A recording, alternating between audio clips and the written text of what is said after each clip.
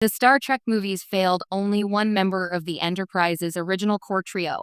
When Star Trek, the motion picture, hit theaters in 1979, fans were ecstatic to see the original Enterprise crew back in action.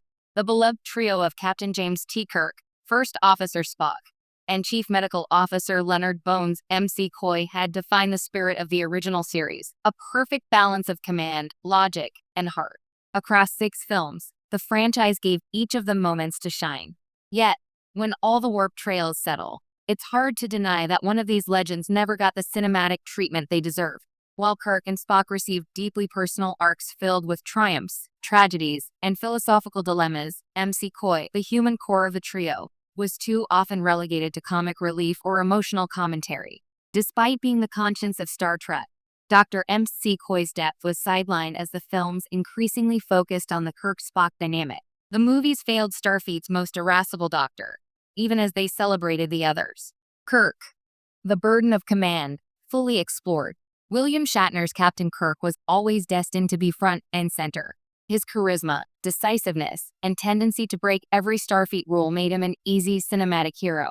The movies delved deeply into his psychology, transforming him from the young, brash commander of the 1960s series into a man grappling with age, loss, and legacy. In Star Trek II, The Wrath of Khan, Kirk's midlife crisis forms the emotional core of the film.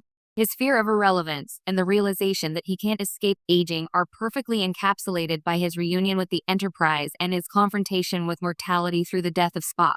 Subsequent films like The Search for Spock and The Voyage Home continue his evolution, showing him sacrificing his rank, his ship, and nearly everything else to save his friend. By Star Trek VI, The Undiscovered Country, Kirk has matured into a leader who finally accepts that peace and understanding, not war or heroics, are his true mission. His arc is complete, human, and deeply satisfying. Kirk's story is the blueprint for a great sci-fi character study. Spock, The Search for Self. If Kirk's story is about reconciling with age and duty, Spock's is about reconciling with identity. Leonard Nimoy's Vulcan is arguably the most compelling character in all of Star Trek, and the films leaned into that. In the motion picture, Spock's struggle to purge emotion through Kolinahr mirrors the soulless quest for logic embodied by VGER. By the end, he realizes emotion has value, humanity has value. In The Wrath of Khan, Spock embraces that humanity, sacrificing himself not as a Vulcan bound by logic, but as a friend moved by love and duty.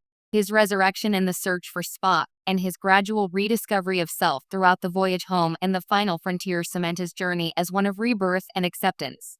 By The Undiscovered Country, Spock is mentoring a new generation, confident in both sides of his nature. The films gave him an extraordinary narrative arc, a spiritual odyssey that balanced intellect and emotion, logic and love. McCoy, the heart that never got its story. And then there's Dr. Leonard McCoy. Played by the inimitable D. Forrest Kelly, McCoy brought warmth, wit, and humanity to the original series.